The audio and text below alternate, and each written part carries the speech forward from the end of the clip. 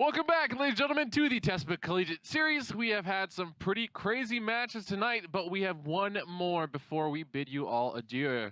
The last match between these two teams in the north. They're both 7-1. They're both trying to secure the highest seed possible in this group stage as we head into the interregional mixer. And Joe, you know, we've seen, like I said, madness in terms of the game so far.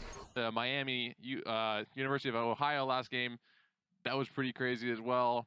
I'm looking forward to this last match. It's a very strange game. You know, That's the what I'm comeback, saying. a lot of comebacks. Like people, it feels like it takes a little bit of time to ramp up. You know, get into the action here. But we've got two 7-1 teams from the northern region. You know, we've got Illinois and Ryerson here. So let's take a look at the standings atop all. It's Toronto, and then the following 5 are all teams we've seen play today. Yep, we saw Purdue take it, so they're currently in sole possession of the second place spot, but Illinois or Ryerson, one of these guys is going to go up to match them. Kansas State unfortunately went down a little bit earlier, so they're not completely out of it, but it's going to be tough. They're not in control of their own destiny as we do look at the interregional mixer for the next week. And I mean, at this point, this is the last broadcasted game of the regular season. Both of these teams are very likely to qualify, but there is still the pride on the line. There's the seeding into the mixer. It's still a very important match, folks. It certainly is. I'm looking forward to seeing what both these teams are going to toss our way. We'll see what the first map is going to be. The last two have been Temple of Anubis to get things started, so I'm curious to see if that's going to, you know, be a trend here for this third game, because we've had some, I mean, the one that you guys did, the second game, I believe it was, went to like 3 attempts, and that last one was, yeah, it was pretty, it was pretty crazy. 6-5 scoreline, and we honestly anticipated it was going to be a tie, but it wasn't a tie. We haven't actually gotten a single tie so far. That's good. It's a good thing. I like ties. You like ties? I like ties. I'm wearing a tie. You're wearing a tie. We all like ties. Draws are pretty cool as well, but let's take a look at the rosters, see if we like those. The captain of this squad of Illini Esports from Illinois is going to be Senior Cheese. He's got his Genji brother, Collab brother, Lib Smoking Wolf, Greeny, another Genji player, and then Dr. Dinosaur. Dr. Dinosaur, I'm loving it, man. Let's take a look at Ryerson. See what they're bringing to the table. We've got Team Captain Kerning. We've got Broccoli. Man, more food. Legendary Al, R-Logic, Frad Chicken, and food. Classic. Oh, man. And then you got the team coach, Diego. So in the past, we've had the team coach's name and then their tag, but then we've had double names. Are there 2 Diegos? Is it Diego? His tag is Diego? Who knows? Yeah, Broccoli, Frad Chicken. We've got it all. We had burgers and we had breadsticks earlier. So. Yeah, we have to go to dinner after this. It is the will of the players. Well, potentially. But again, final game. You know, honestly, looking at these two rosters and what we have, you know, I don't really know much about either team. I don't at all, to be quite honest here. But you said the SR is rather, yeah, the SR is rather similar for both these teams. I mean, we've got one sitting at about 3,600, one at about 3,800, and the fact that they're both 7-1 is still kind of appalling, because you look at that kind of SR in the West, and it's like, no, that's not a 7-1 record. So, you know, the North, to be quite honest, you know, Toronto seems to have complete control, but we'll see if which one of these teams are able to match Purdue in taking second place. Yeah, the Toronto in complete control isn't really a surprise for fans of the TCS in the freshman year last year. They were the runners-up, so they were the second best team in the nation, and they are currently the kings of the North. However, we're going to find out who the second placers of the North, who the queens of the North are. That's exactly what my mind went to, the queens of the North. I guess the queens of the North with the 2 teams that are X and 1, and we're going to go to Anubis first. Okay, all right, we are going back to Anubis, so this could be another long map, could be a quick one, depending upon what these teams are going to be thrown our way. Well, you know, sometimes, you know, Anubis, sometimes assault maps just go for days, right? And yes. So they could be the longest of all, so that's what I mean by long, like super long. So we'll see if that's going to be the case this time around, or maybe it'll be a quick point A hold. I mean, we almost saw that in that Kansas State-Miami game. Almost. I'm also really curious to see the players themselves. Now, for Illinois, Dr. Dinosaur is sitting at a 4,300 SR rating as a support. So does that mean he's going to be playing Lucio? I'm guessing yes, even though traditionally you'd maybe have the flex support role be like the highest SR due to the aim They didn't intensity? pick and choose. I mean, they didn't say, "Hey, Lucio, you can't be the highest SR." No, of course not. But like, I'm just saying in terms of overall fragging potential, you'd assume that. But his most played hero is Lucio, so that's Hey, probably what he's gonna play. I mean, tell that to Sean Or from he's gonna Miami play last Mercy. game. Sean took a one-on-one with a Reaper and he won. So tell that to him that you can't frag out because I'm watching. Man, where's the Lucio? Yeah, I was don't about see to him. say he's playing Mercy. I'm watching Senior Cheese. Senior Cheese. See if we. Who isn't too shabby himself either, 4,100 rating. So All right. both the supports are Grandmaster. The average rating is 3,800 between the teams. So the support's actually leading by example here. Come on, guys, step it up. Dr. Dinosaur on the Mercy instead here, so we'll see. Nothing too crazy about the composition, but on the other end, we'll see what Frad Chicken wants to go with here. It looks like it's going to be a Lucio, so we'll be seeing similar compositions, but a Reaper on offense is a little, it's a little out there. We'll see how it can perform. Yeah, on point 2 offense, you'll see it occasionally, but our logic. It's against the Sombra usually, if anything. Yeah, I mean, him running Reaper out of the gate so far hasn't done too shabby because they get the D-Mech Diva. Ryerson still has all the heroes alive, but we see their Mercy is pretty low. However, our logic getting the kill onto Greeny, and so far this has started off pretty good for Ryerson's offense. And they've got the high ground advantage here. Greeny gonna get res back up under this one. They're gonna still take it to him. Kerning on the low ground would definitely like to be up top there trying to combat some of that damage, but ultimately Illinois actually trying to pull this one back. Not in a bad position to be able to do just that, especially if Kerning's gonna end up losing his mech. Illinois, they've got the Mercy in the area, but they lose their Diva. Tactical Visor actually comes out from Larry this early, rather quickly. He's trying to pull this back. They have a sound barrier. They're forced to drop it. You saw the Tactical Visor come out there. A very quick Tac Visor, so Larry doing a lot of damage, but then answered in kind by Frad Chicken. As the sound barrier keeps his entire team healthy, and Ryerson is now going to snowball off of that. 1 minute to take the first point is a very good fast pace here. However, they're going to probably be slowed down a little bit. First frag over to the defense. Especially, you know, it's a good time, but the fact that you were forced to use your sound barrier, that's something you want to have moving into point B, but that was Larry that forced it out, and I think that was a good decision, knowing that Ryerson wouldn't have that available to them in that next fight. I don't think he ultimately knew a sound barrier would come out, but, you know, the fact that he got it, you know, he's happy about it. Yeah, right now Ryerson is in a tough position because Illinois has a lot of ultimates online. Senor Cheese going to the Sombra does have that ultimate available as well. You're going to look to that under the bridge. There's that Mega Health, which just can build up so fast. And here comes the EMP comboed with Greeny's Blade. But the Blades looking for one, gets Classic. The rest of his team able to scoop up a few kills for themselves. He's not doing all the work here, but does perform admirably with that Dragon Blade, and they're going to be able to push them all the way back into the spawn. And kind of the tail here of Assault. You know, you come up with that first kill or two, and you're going to be in a pretty solid position to be able to just make the hold and push them all the way back. With that in mind, though, Illinois, used so many ultimates here that Ryerson will have the advantage coming into this, and I think the commitment there was probably a little bit much. Illinois, I don't think they had to spend all their ults as they did. The combo between Dragon Blade and EMP, or even just self-destructing EMP, could have been enough. Over our logic now is going to reposition before he goes for the Death Blossom. Yeah, but it's going to be Tactical Visor coming out here. Does he find anything? Catches the Mercy in the crossfire. The defense matrix not quite able to save her life, but regardless, Larry Lee didn't really grab a whole lot with his Tactical Visor, and Ryerson with an advantage moving on to the point here. We'll see as EMP comes out there from Senior Cheese. See if he's able to find anything to get the defense matrix out of the way because he's going to be D-Mech, but still, Ryerson, they've got a sound barrier if they want to drop the beat. University of Illinois still has a couple heroes trying to contest this, but Classics Deadeye will take Mercy down. And Senior Cheese actually the lone survivor. The Mercy, yeah, like you said, out of the picture here. They were able to melt down Smoking Wolf, and just like that, Ryerson, they've got 98.5% here. They're able to push him off the point with the self-destruct. And they confirm 2 checkpoints here with 4:40 in the time. Bang, very solid time indeed.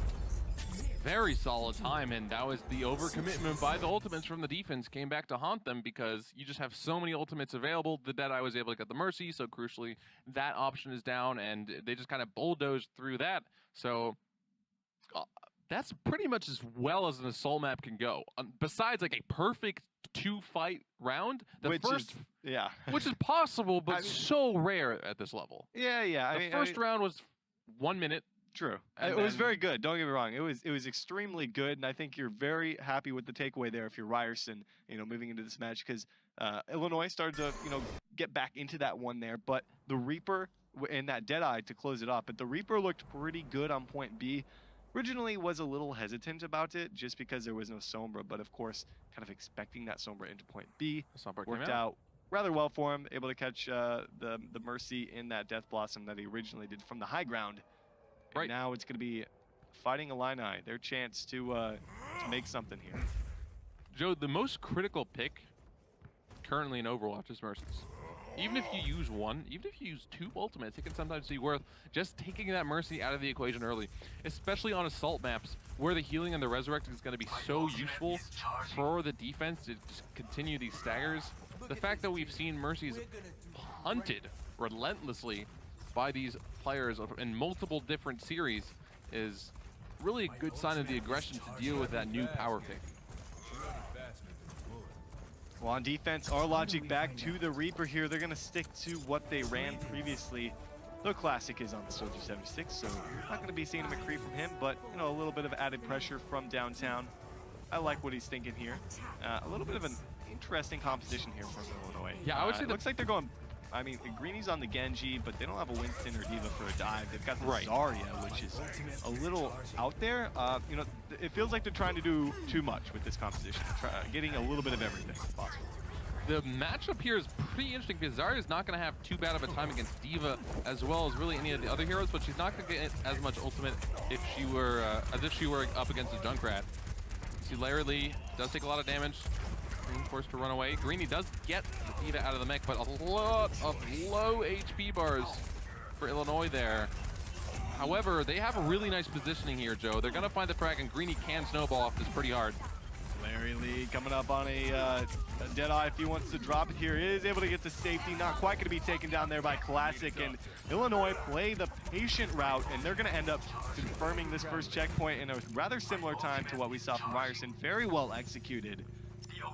Again, I want to talk about the patience that came out there from those guys. I mean, they waited for the prime opportunity to get Greeny up to the high ground to match Classic, match our logic, and the composition, they played it exactly how it's supposed to be played, and honestly, it wasn't that bad of a comp. Whereas the Reaper from our logic, what was it accomplishing? It wasn't able to really set up too much, and now Greeny running into the Reaper. Our logic is going to be able to chase him down, but Greeny's close to having this Dragon Blade. Illinois with a lot of ultimates in their pocket. Our legendary Owl looked for him with his Resurrect and Valkyrie to use it again. It's going to be the big ults going to this fight. Tactical Visor gets booped up into the air, able to clean this one up rather nicely here. Wow. Parts with a triple kill. Might be able to find a last second present here if he's able to follow through onto this Genji. They're just going to push him all the way back into the spawn. In Illinois, they didn't use anything in that last fight. I mean, Tactical Visor is all that came out from Ryerson as well, but they've got so much working into the next one. Liv needs to get up to that Graviton Surge. Hasn't had it in the 2 minutes that have left. Yeah, again, the Zarya is not going to be able to generate charge as easily as if you were against a pure sort of spam type hero. Classic has done amazingly on the Soldier 76. Greeny looking for the Dragon Blade here, but taken low, taken down immediately means Ryerson has a great advantage, but Dr. Dinosaur wants to commit with his ults. But he needs to keep himself alive. Sound Barrier comes through, able to keep him alive. Dragon Blade in the back, looking for Classic, finds the kill. Now has an opportunity. They're in a 6-on-4, actually. No, Legendary popped his ultimate here, so still, they have that one. Death Blossom comes out there, not quite able to find a whole lot. Graviton Surge comes through. Smoking Wolf, he's booped off the platform here. Not going to be in a good position to support the rest of his team, but they still are picking up the kill. Self-destruct is out. In Illinois, they've got a chance if they can take down this Mercy. Mercy will be taken down. The Earth Shatter not going to connect onto too much, but it might not matter as Lucio is going to take 100 HP chunk damage after that Fire Strike. But Ryerson spawns keep coming in. That is the power of assault maps. They get nothing. Absolutely nothing. And they used pretty much everything in that last fight. Larry Lee making a move over to Tracer. And man, that is tough to walk away from, knowing that you got literally nothing, and now Ryerson gonna be in a controlling kind of gonna have the upper hand here. I mean, they're obviously gonna have the better time by this point here. The issue is now for Illinois, they aren't even close to having more than one ultimate, and still that ultimate hasn't been built yet. So Ryerson already has the advantage after their great offense, and now Illinois just trying to do what they can. The win conditions not aligned though, as Classic has another Tactical Visor to use that to great effect earlier in this match, but he might not even need to do so now.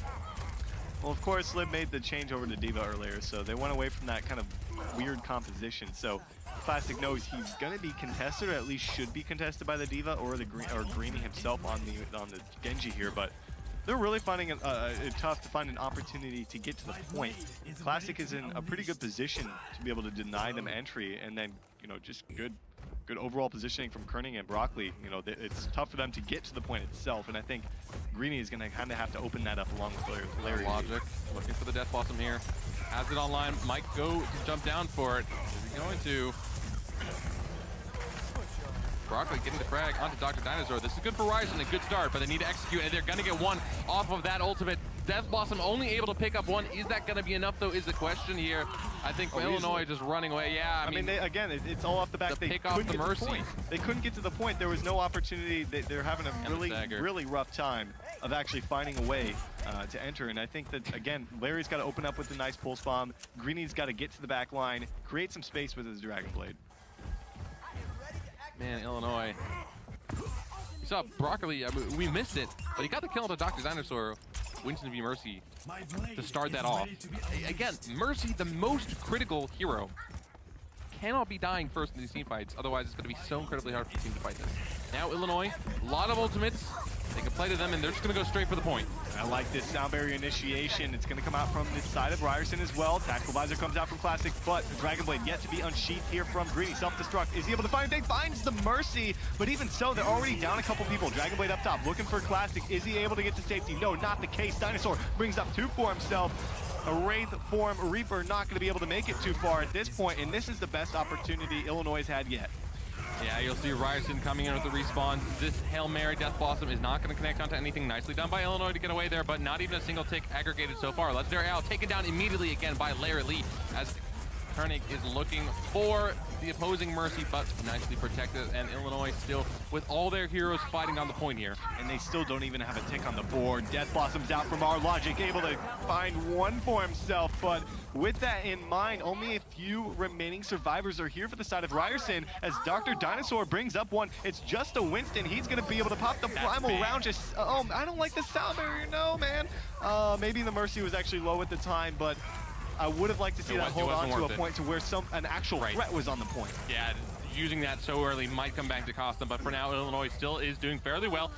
Alice back, goes for the resurrect, dies, but Broccoli back alive means that no matter what, this is going to be stalled for a couple more seconds as Greeny is going to Dragon Blade, and Illinois looking like they might actually be able to cap this, but already so much time has taken to die. And here comes this sound barrier from Ryerson landing onto two. Will they hit himself and Broccoli? Pulse bomb's out there. Larry kills himself, and I'm afraid that's just gonna be it. Greeny and Lib, the lone survivors. He gets back into the mech, and he knows they're done for that push. That was such a long hold coming out from Ryerson. Man, 60 seconds to go. So you mentioned the sound barrier used by Senor Cheese when no threats were present. Imagine they had that up after the Winston had stalled. After Ryerson's threats had come back, they could have potentially continued fighting, but now all of a sudden, they've got 45 seconds left, not too many resources, and they need to cap this to even force the chance of defending. They went over to this, the McCree here, maybe to try to counteract some of that Doomfist action that's going to come out from our Logic, who made that switch way earlier. He's now sitting on a meteor strike. If he's going to be able to drop it here, it's going to help them kind of hold on to the point for a little bit longer, but here's the meteor strike. It's coming out. Legendary was taken down, though. This could be good. This could be what Illinois needed, but it's going to be an overtime, if anything. Barely with the headshot, our Logic trying to do what he can on the Doomfist, but there's just so much for him to do. Illinois does have the sound barrier, and that is going to prevent the kill. However, our Logic able to come back with it and get the kill onto the mini D.Va. Illinois now down 3 heroes. Larry Lee taken down as well by this Doomfist, and this certainly is going to be it as our Logic is punching his way to victory.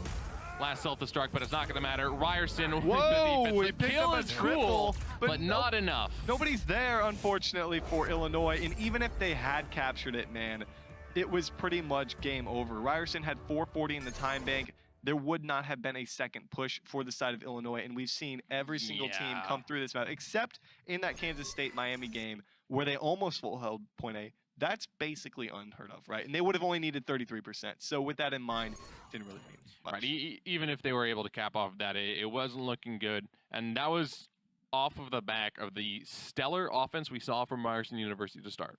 Yeah, it looked pretty fantastic. Ryerson looked a little rocky, quite a few times, I'd have to say, on defense. I mean, I believe it was like a 2 to 3 minute hold that they came through with. But I feel like this is going to go to a game 3. I feel like these two teams are evenly matched enough to be able to push us to a game 3. That being said, it's going to be the map pick going over to either control or escort. So we'll see which one they want to go with here.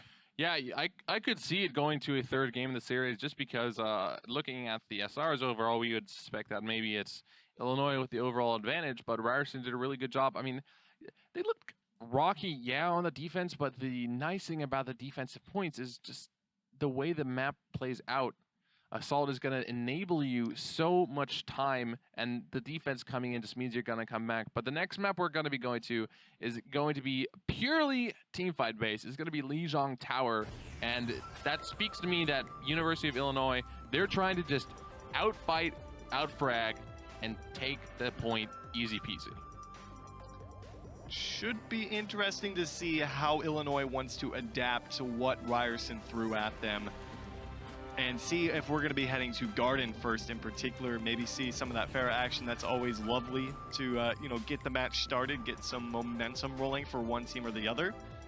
But again, going back to these two teams being 7-1, a loss here does not mean they're out of the top 10. I mean, they will definitely be in the top 10. They'll have another match, though, with a team that would be about 7-2 or 6-2, I believe. No, it would be 7-2, right? So with that in mind, they still want to come out with a victory here. Ryerson need this map to be able to do so. Illinois trying to push it to a game 3 on either hybrid or escort. University of Illinois have 3 Genji players. So I'd imagine we do see Genji here on Night Market. You can run the traditional dive offense with Tracer Genji, Winston Diva, and then Mercy Lucio nowadays. Could be very effective. And if I'm not mistaken, that's actually what we're looking at right now as the heroes are jumping around. And there you go. Illinois, the blue team here, running dive up against Ryerson's composition. Don't think they're going to lock in the Torb. I think it's going to be a Mercy instead, which means they are running McCree Tracer. Interesting. Against the Genji Tracer. This isn't bad. This is actually pretty solid, I think, for the side of Ryerson. It's whether or not Classic is able to relieve some of that pressure off of Arlegic that's going to come out from Green and Larry. That's going to be the big thing here. If he can fulfill his own duty, but earning taken out of his mech early on, but Dr. Dinosaur the first to fall, that's never what you want to see.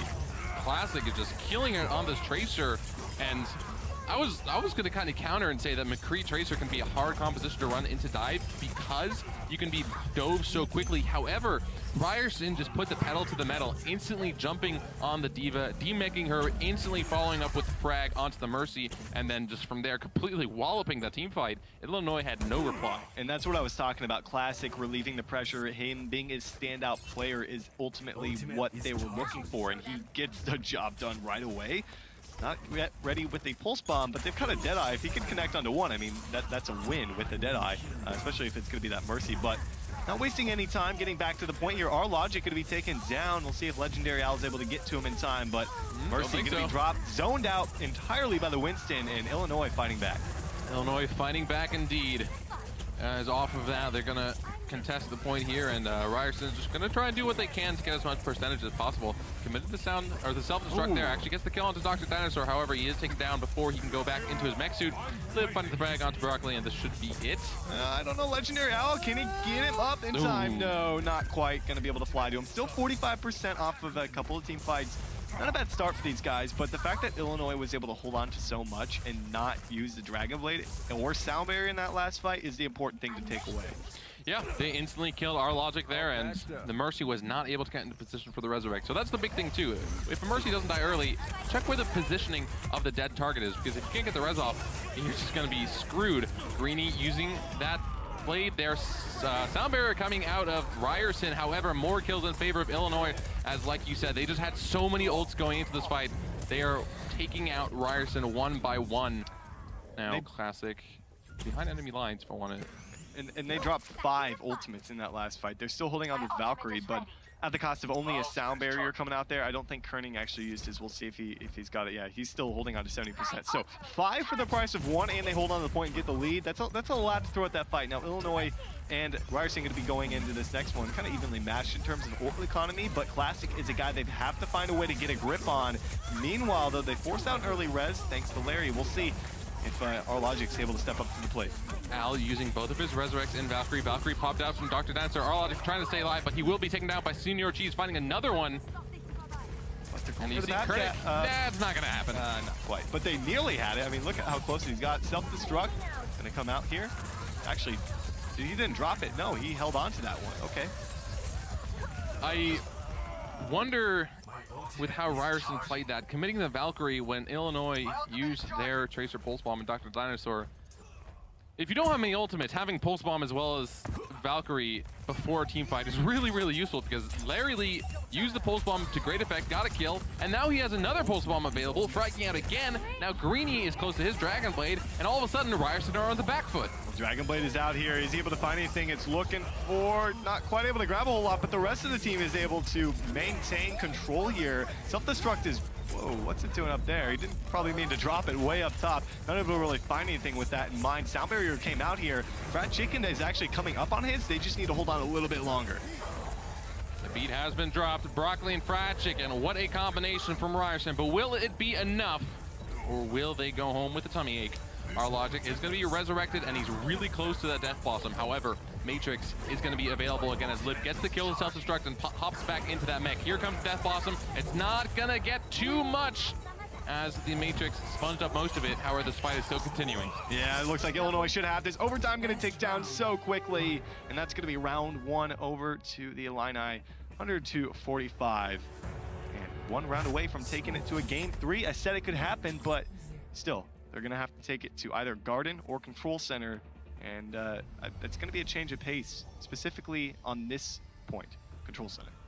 Now Ryerson, ooh, this is interesting. All right, I wasn't actually sure to expect the Junkrat out of our Logic. Control Center, man. Well, Junkrat's coming out from both sides. Yeah, but I honestly thought, I wasn't sure if Classic or our Logic was going to play it. Greeny, that makes sense. He had been playing Projectile before, but our Logic was sticking to the hit scan, McCree and Reaper.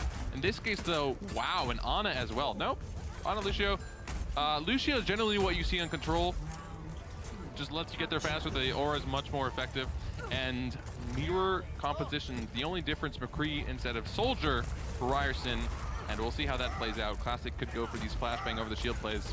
Oh man, Smoking Wolf caught way out of position. He tried to charge point blank and missed it, and ultimately was kind of booped away up into the air by our Logic. With that in mind, Illinois, excuse me, is actually trying to pull this one back, but Classic needs to land some of his shots, man, because Smoking Wolf was brought back into the fight, and Illinois finding themselves with the advantage here. So much damage from Greeny's Junkrat in comparison to Ryerson's. And Illinois was in trouble. Like you said, that was a pretty overzealous charge. However, Ryerson wasn't able to capitalize too much after getting those first 2 frags, and Illinois found another kill. Smoking Wolf will go down to Classic's gun. However, I'm not sure if he's going to be able to do much here, because he's kind of caught behind enemy lines at 82 HP. He's in trouble. Yeah, Classic not quite able to find that Mercy as well. Should be able to fall through with the kill on to Legendary Allen. Continue to dominate here on Control Center on Lijiang Tower. Is, like they said, they're down 0-1, so this is a must-win for these guys. And, you know, they're looking pretty good in doing so, but Sound Barrier's coming out from both sides here. Graviton Surge ready to go from the side of Lib. Kerning still at about 60%, so not a great start here for Kerning. Needs to get up to that charge that we see from Lib, who is just melting these guys down. And compared to the first map on Lijiang Tower, Ryerson just incredibly uncoordinated right now. Big Graviton gonna land onto multiple members of Ryerson. However, the Sound Barrier and the fact that they're the tanks means they'll be okay. Riptire is gonna get a kill on Smoking Wolf, and that's another kill over for Ryerson. The Valkyrie has been popped. However, Ryerson might not have enough because Illinois has so many ultimates into them. Yeah, they're gonna have the Tactical Visor at the back along with the Sound Barrier. A terrific start, to be honest, from Ryerson, but it just wasn't enough. They couldn't quite find the Mercy kills. Al comes through with a couple of reses. Now Graviton Surge coming out there, a late one at that. Kerning is the follow-up there. They're still pressing them into their base.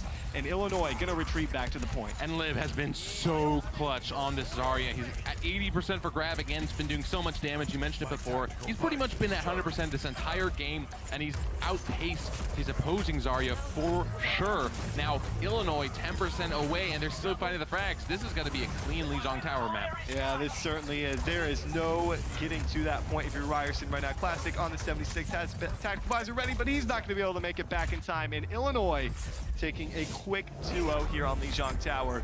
And we're going to our first game 3 of the day. So, Illinois loses Temple of Anubis. Convinced. Comes back, dominates Lijiang Tower. We're going to a payload map, either hybrid or pure payload. And I would say I favor Illinois here. Oh, I easily favor Illinois. I mean, Yeah. something that I've always thought to be true is assault maps, you know, when there's a bigger skill difference, and this isn't even a big skill difference between these guys in terms of their SR, but when it feels like there is one, assault maps, you can really snowball much harder off of that rather than, you know, control point or escort or hybrid maps. So with that in mind, I feel like Illinois is the better team. But when you get, you know, 4 minutes behind on something like Temple of Anubis, it can be very difficult to come back into that one. So I'm giving credit to them for this game 3. It's not their map pick, but I'm still looking forward to this one. And it looks like we're headed to Dorado to settle the score and see who's going to be moving up to tie the Boilermakers of Purdue at 8-1 in the standings. So pure payload, this escort map. Gonna be Dorado, Ryerson with the counter pick. Now the nice thing is about being in a position where in the third game of the series you have the counter pick advantage is that you can play your compositions and your strategies that you've rehearsed because it's your map choice. You were touching on how Temple of Anubis and assault maps can give opportunities for teams to just snowball Much really more heavily. opportunities, Yeah. And part of the reason why is just not only the snowball off of the 2 points, but the way you can set up your defense. There's more set plays as opposed to just straight on team fighting. The opportunity for more set plays and compositions exist here on Dorado. I mean, this is where we saw the infamous, crazy, famous Meta Athena flank play with May. If Ryerson is coming in here with this as their counter pick and they have something crazy rehearsed, they might be okay. Well, this is also where we saw the crazy, you know, the Junkrat 4-minute hold that nothing changed strategy.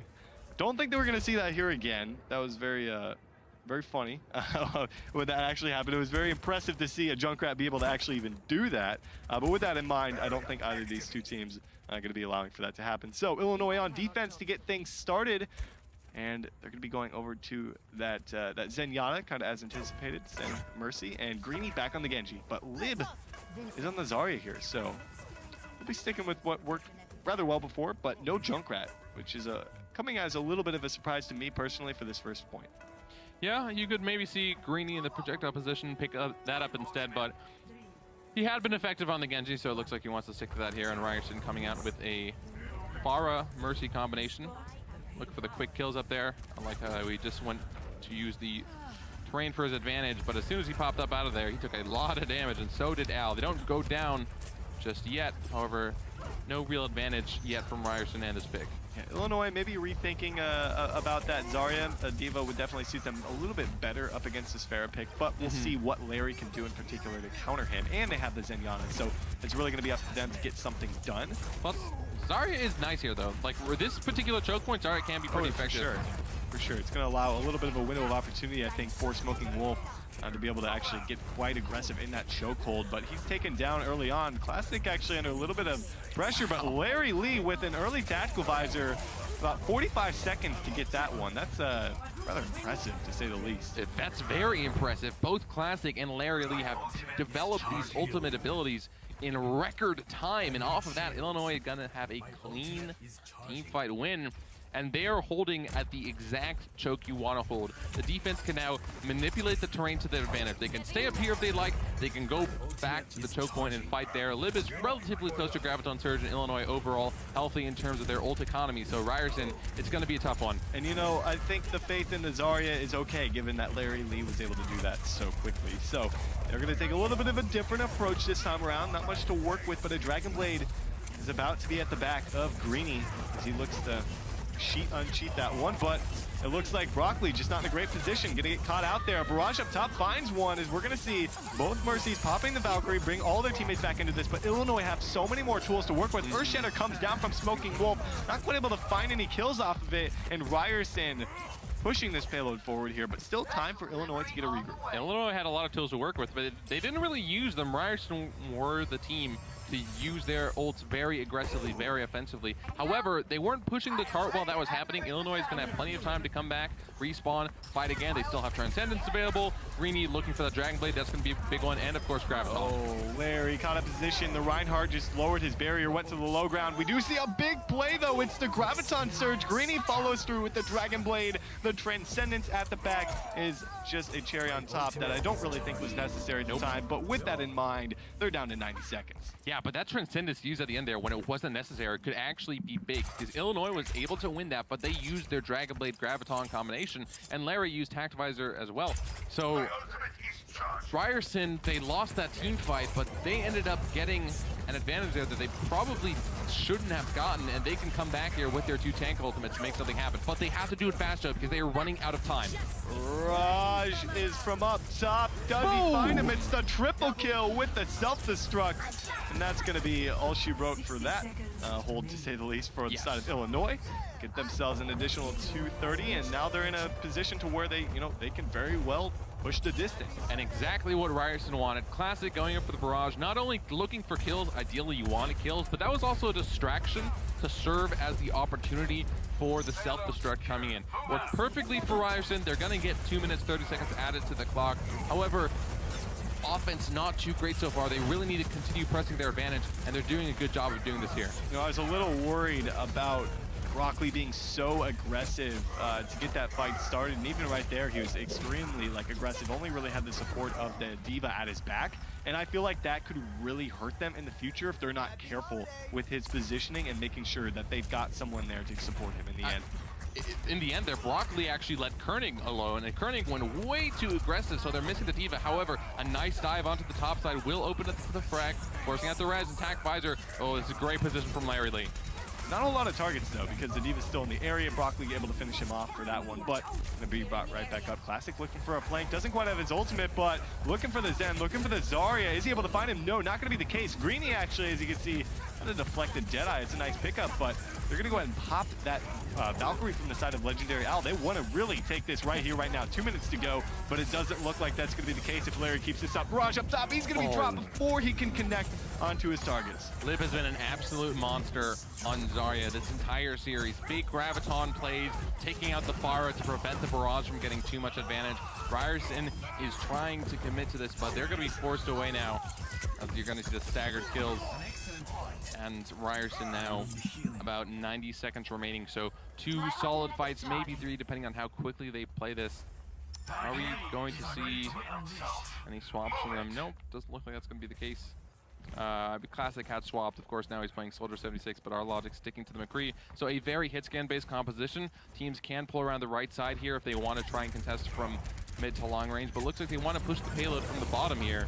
Well, I think 76 just makes sense. I mean, there's no D.Va, there's no clear intentions from the side of Illinois to go to a D.Va, and we'll see if he's able to make anything off it. Graviton Surge out from Lib, trying to pull this one back in their favor. Dragon Blade again. Man, these two sync up so well. Lib and Greeny are on another level, on the same page at that.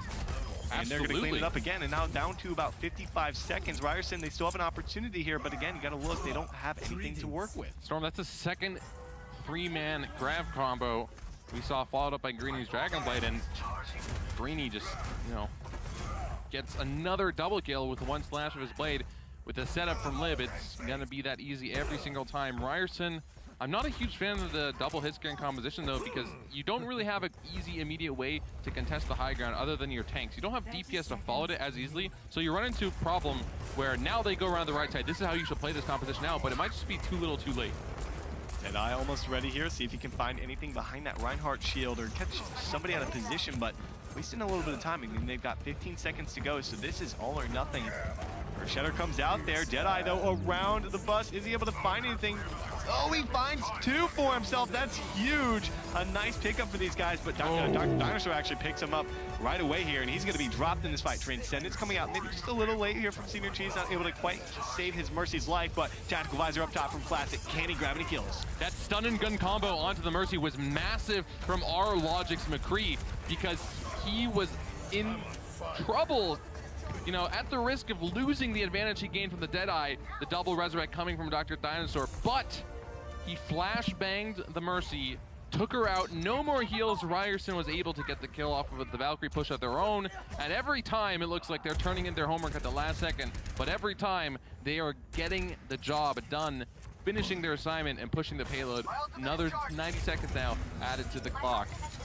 Classic playing a little risky there, and again, 90 seconds is not much to work with at all here for third checkpoint on Dorado, so it's going to take them to overtime more than likely if they want to be able to finish this off, because they're being a little hesitant about the approach they want to take. But again, there's a Dragon Blade, there's a Zarya Graviton Surge ready to work with. We've seen that before. It's going to be 3 of them again. There's the Dragon Blade. That should be all he needed, but no.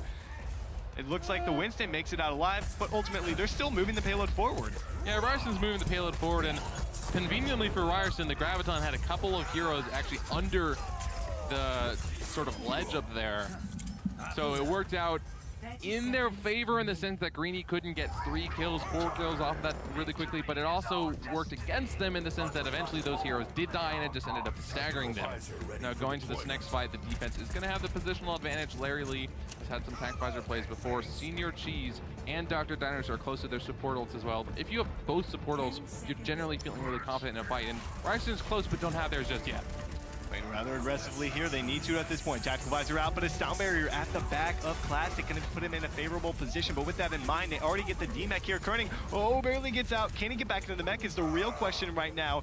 Of course, overtime going to take down rather quickly. The defense have the spawn advantage. Dr. Dinosaur coming out with the Resurrect. Going to go ahead and use that Valkyrie as well. Lib is on the Roadhog, of course, but we'll see if he's able to keep himself nice and healthy now that he was brought back into the fight. Ryerson, ultimately, they don't have the numbers. They don't have the Resurrects in place here. Legendary Owl was taken down with Valkyrie available. They're going to be able to find the Diva, and that will be a hold coming out from Illinois.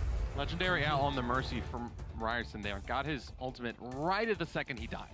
So potentially that would have thrown another Valkyrie into the mix. Massive healing for the entire team. That could have changed things, but overall, Illinois able to have a decent defense. I'd say that's a pretty solid defense. They looked like they were going to full hold, and then Ryerson capped. They looked like they were going to hold point 2, and then Ryerson capped. But overall, that's still a good defense because Ryerson wasn't able to complete, and the pressure was pretty much on them for the majority of that map. I think the important thing about the hold coming out there at the end was the fact that they were able to hold them to a point that's still reasonable to where they can get that distance with 90 seconds remaining if they were to, capture the second checkpoint in overtime. It's not completely at the end where you would have to win 3 team fights to be able to even get to the end. That's about 1 to 2 team fight territory where that payload stops. So I think that's a pretty solid hold.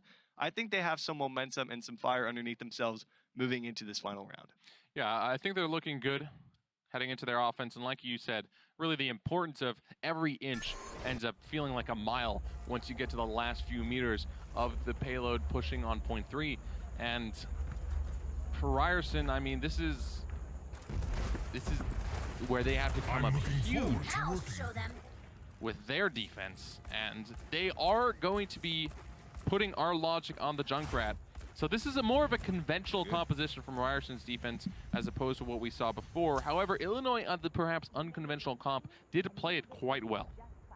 Well, this is it for both teams, both sitting at 7-1, near the top of the standings in the northern region. And winner of this map going to move to 8-1 and tie Purdue for that second place. Of course, all behind the legendary Toronto at 8-0. Can't dare match that, to be honest, but we'll see what Illinois can do here. They're moving over to the Far Mercy. Greeny going to be breaking that one out for the first time, and Liv back to the Roadhog. Briefly saw that on defense, but we'll see what he's able to make of it with a little bit more time to try to get up to that ultimate. Thanks for the assist. Greeny on the far, just going for the spam. Spam answered quite well though from Ryerson. Not having a Zenyatta here is a pretty curious choice. You see Zenyatta due to the positioning here on defense quite a bit, but they're just going to stick to the Lucio here from Fried Chicken. Larry Lee going aggressive with him, getting some damage, but too aggressive. Take it down very quickly. Is going to force out the resurrect from Illinois' offense. Just a little overconfident, I'd say. Didn't really respect the Junkrat is what I want to say there for that. Saw him and did continue to go for him and got caught out. So they lose Smoking Wolf as well. Not the greatest start, but you know, you got to remember, Ryerson are really charging up these ultimates. I mean, Classic is at 90% towards that tactical visor, much like with what we saw from Larry Lee when they were on defense. So not really what you want to see here from the offense, but need to find a way to break this line of defense. Classic could opt for that. Gonna wisely position closer to his team in his shields. Or look for the opportune moment to use Tac Visor. And Illinois going around the left side. It's difficult because Junkrat can spam into that area just as well as he can spam into the first. But ooh, Larry Lee getting picked on the Mercy's huge. So let's see if this tire does anything. Oh, gonna be caught out. Okay, Larry able to find that one. Like you said, Mercy now out of the picture, so that's gonna be the opportunity to move in. But it's gonna be a tactical visor out from Classic. Finds two for himself as Liv gets dropped by Kerning. But now Dr. Dinosaur goes ahead and pops a Valkyrie, but a sound barrier from Fried Chicken. Able to keep them nice and healthy in this fight. Lucio trying to skip around. The sound barrier comes out from him. Able to connect onto his teammates. Graviton Surge is out there from the side of Kerning. Is the follow through there? It looks like that's the case. Our Logic and Classic follow through, and they're going to make the hold. 2 minutes to go. The follow through was absolutely there from Ryerson's defense, and Illinois took that fight, committing both of their support ultimates. That is a risky gambit to play because now they're coming around the 2-minute mark and they have other ultimates to work with, but those ultimates are so pivotal in trying to make something happen. Dr. Dinosaur instantly forced to use the Resurrect, and now Illinois need to speed in and get a big Graviton, otherwise this map is going to fall further and further out of reach. Graviton Surge at the ready. Liv yet to use it this round. Still, he's going to drop it here. Can they get anything behind the shield? It's going to be kind of not the greatest spot for that barrage to really connect onto everybody right now. Tactical Visor again from Classic, but he's so low. Nice follow through from Smoking Wolf, able to find him in the end. And this is Illinois more than likely securing this checkpoint. Maybe Legendary Al has something to say about that though. Greeny taken low, does hop back into the sky, and is eventually going to be taken down by Kerning's very charged Zarya. Close to another Graviton, 80% charge right now. He's going to go back to 100. There we go. Kerning is doing so much damage. He is going to pop the Graviton.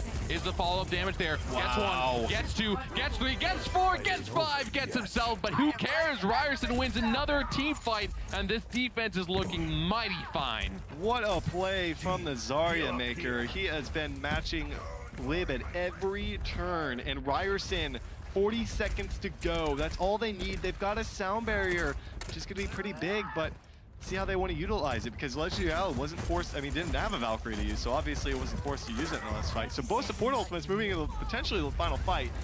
What a way to go here if Ryerson can make the hold, but it's going to be tricky. Going to have to find a way to deal with Greeny once again, who's coming up on that barrage. Broccoli taken very low. The charge will complete the kill. We'll see if the Resurrect comes in. Greeny with the barrage. Can he get a support out of the way really quickly? Not going to have the chance because the ultimates have been committed by both supports here. Oh, Barrage barely finds him. Legendary Al gonna get him back up into the fight though. Tactical Visor ready to go. He's gonna drop his sights. It looks like the Tracer is in the area. Can he find him? Sound barrier comes out now from the side of Illinois. They can't afford to step off the payload as overtime is gonna take him down, but Classic and company kind of forced to retreat back towards their spawn a little bit here. Larry Lee really creating a lot of space. Riptire from our Logic is the Hail Mary, but it's not gonna connect with anything as Illinois is gonna be able to push this payload. They're going to use the Graviton Surge to confirm it. And it took them a while, Joe, but they are able to get those 2 minutes, 30 seconds added to the game clock and push into the next phase. Not in the same way in terms of composition from how Ryerson pushed, but pretty much exactly the same story as it took them 4 minutes to push as well. They had, I think they had about 3:30. I think they capped it with about a minute remaining. So a little bit more time, which actually does amount to, you know, about a push or two here. So it's really going to be tough, I think, for Illinois to finish with anything but, you know, 0 seconds on the clock, which again goes back to that 90 seconds. Like that's doable from the perspective of the second checkpoint to the third checkpoint with 90 seconds. But we'll see Greeny get brought back up into this one. Larry Lee looking for a massive flank. But he's not really doing too much. Was tagged there by the Soldier 76. Two Rhinos charging into each other. Kerning is pretty charged there. You can see nearly has another Graviton Surge available. So last round, Lib was doing really, but here's all about Kerning, Zarya. As he's trying to take down Larry Lee, but plays so overzealously, will be taken down. Legendary Al is going to res him back. And Greeny coming with the flanking barrage, gets the first kill and then taken down. Going for those aggressive plays is not going to work if you're killed so quickly. And here comes the Graviton. We'll see if they have the follow through. That looks like it's going to be the case. Ryerson cleaning it up once again. 110 on the clock. And you go back to that Pharah barrage again. You know, it's so difficult to be able to find a way to utilize that when you're going up against double hit scan, who are both going to be on you the moment you are sitting in the same place, right? So it's going to be super difficult, especially since they did have the Zarya to try to help him out, but not enough communication. He goes over to a Widowmaker now. Actually, Greeny to the Genji. Yeah, Larry Lee going to Widowmaker here. Ooh, the Mercy's in his sights, but he cannot connect the shot. He took a little bit of a moment to try and land it, but unfortunately for him, it's going to go wide, which is protected by the Zarya barrier, so that's how you want to do it. But the tactical visor here is just going to clean up the defense. Wow, they use a Graviton Surge as well. That was not good. Could have been used in a better time, much better time, given this is probably their last fight. That would have been great to have. Probably kicking himself after that one, knowing made a mistake. But Ryerson, sound barrier ready to go. Illinois, that's pretty much all they're going to have. Lives over to the Roadhog. This is it. Everything on the line. They've got to complete the map right now. I like that lip swap because he realized, you know, Roadhog was going to have the immediate effect, but they have to win this. Ryerson is trying to do what they can to just push them off the payload at this point. Greeny on the Genji, doesn't have his Dragon Blade even close. The sound barrier is going to be dropped. It's only going to land onto 2 though. Not too great from Ryerson's Lucio player. Liv finding another frag onto the Roadhog. That swap paying off, but here comes our logic. Can he find him? He's got a little bit of pressure on him from the Genji. They can't afford to leave the payload. Still, Broccoli is here on the Reinhardt trying to make waves. He's going to be taken down. 3 of them are surviving, actually 4 of them. The Widowmaker is back in action, found Legendary Al. They should be able to actually make a hold, though. Or at least they should be able to attempt to touch it. Chicken can contest, but I don't think he wants to. I think they're just going to decide it's better not to throw in the staggers. Okay, he goes in the end there. Now they just have to back away. 90 seconds, These two offenses are just too much. Basically two team fights. I want to see, I kind of want to see them get really aggressive with this Ryerson, but they're going to play very reserved, let the time tick down, try to force it to one team fight if possible, especially if they can find a pick here, but not quite ready to go with this Dragon Blade from Greeny. That's what they're looking for. They're going to look to get rather aggressive. Smoke of Wolf going to try to knock him off the high ground more than likely. The Graviton Surge, though, comes out from Kerning. The follow-through isn't there. No one's really there to follow up. Larry Lee able to pick one off, and Greeny doesn't get anything with the Dragon Blade. Where were Ryerson's DPS there? That was a fantastic Graviton. You have to wonder that that was the play they were going for, and then Classic being answered by Liv. Illinois. It looked shaky, but they're going to take it. Lucio still skipping around. They've got the Mercy coming back into the fight. There's still a chance to make a hold. They're on Doomfist. Broccoli there's a whole hog pushing him off the payload though, but Kerning is still out of the mech.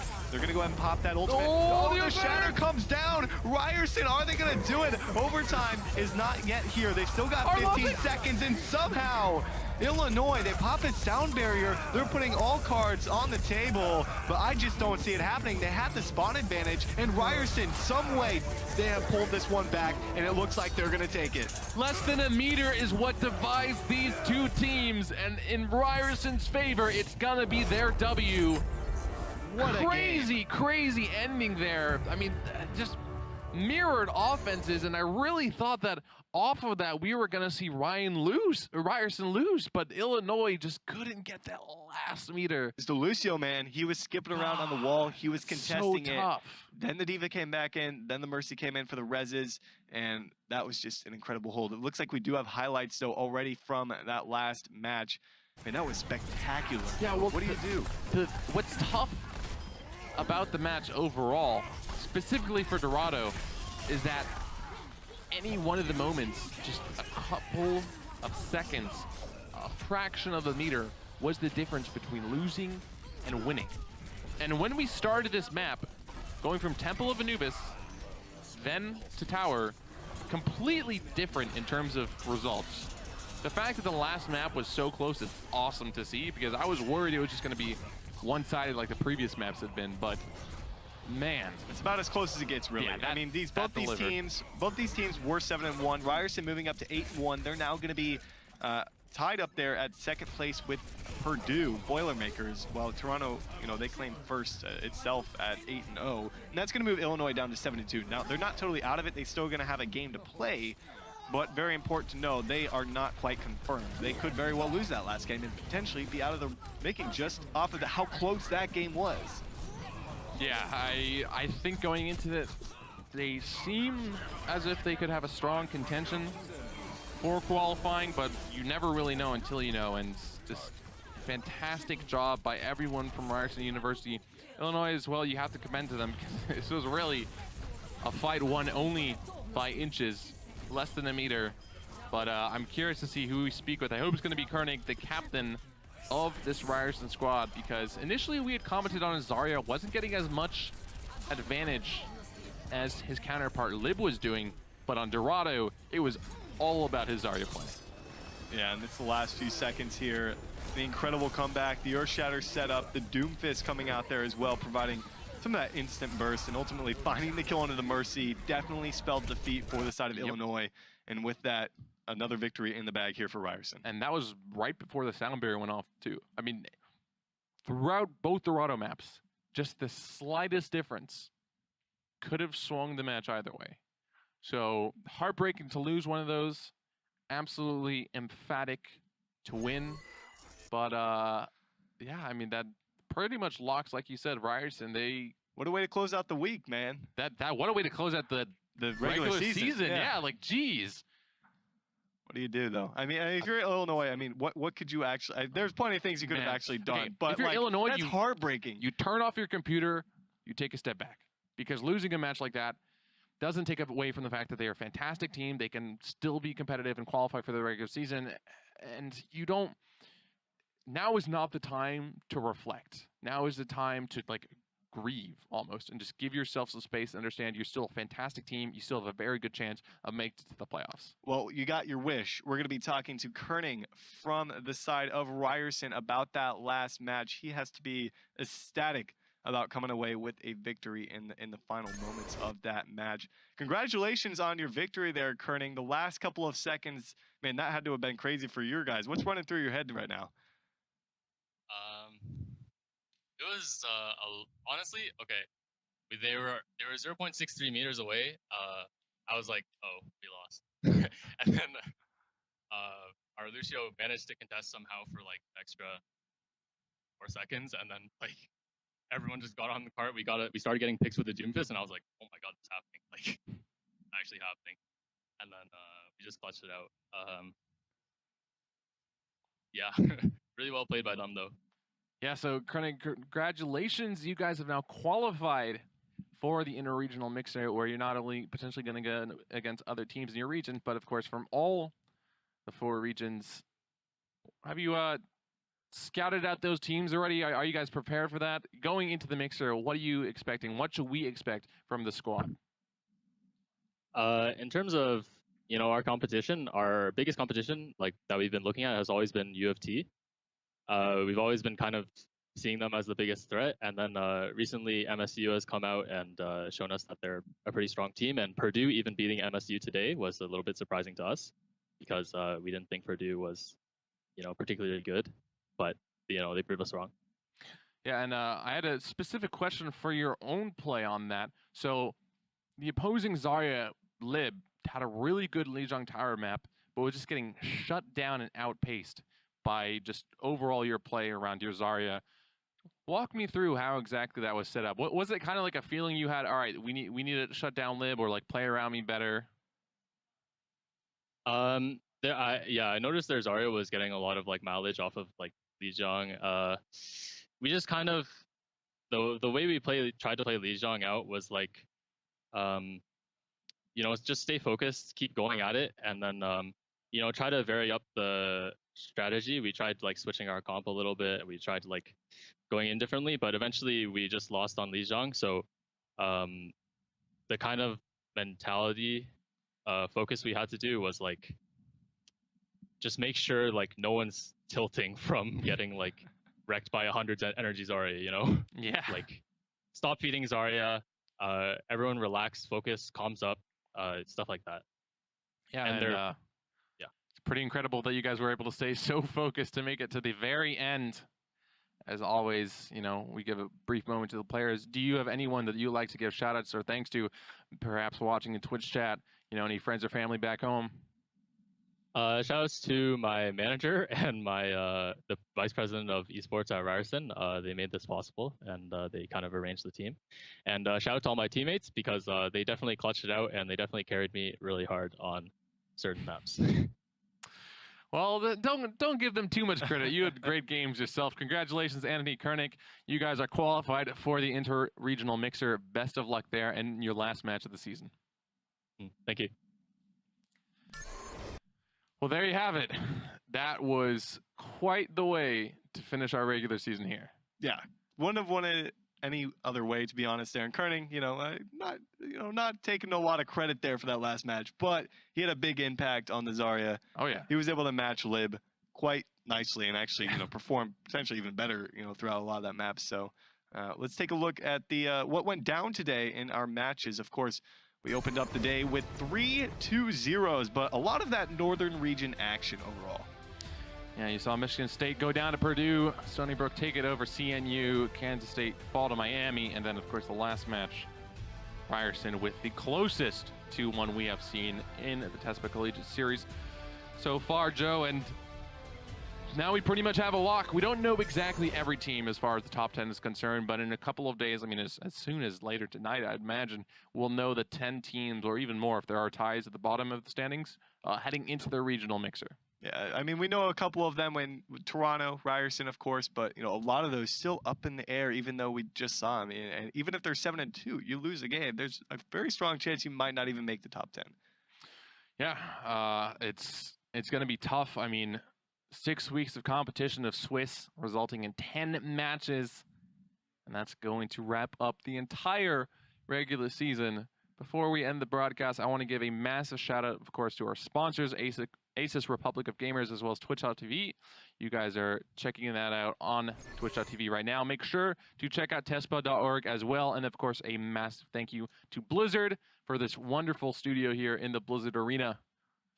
Now, we come to that day that, we're all going to regret. Before we close, I want to give a big shout out as well to Dustin, aka Dogman, over there chilling, as well as my co-caster Joe for the past few weeks. It was fun. Very fun. I enjoyed getting a little bit of a glimpse of the collegiate action. I mean, again, I've seen a lot of these players in action. I see a lot of these actual teams sign up as their university, as their colleges every single week. But, it's fun to see them here at the highest level of collegiate play. Yeah, it's been an absolute pleasure having you. Hope we have the chance to work together in the future. And folks, if you want more collegiate action here from the TCS, we won't be back next week. We will be back the week after, though, with the playoffs after the regional mixers have been decided, and then that's when we start our Tower of Doom. However, before then, I hope all of you guys are going to be at BlizzCon tomorrow and have a great weekend. On behalf of myself, Joe, Dustin, everyone here at the Tespa Studios, thank you very much for watching, folks. Have a great evening, a great BlizzCon, and we'll see you all in 2 weeks.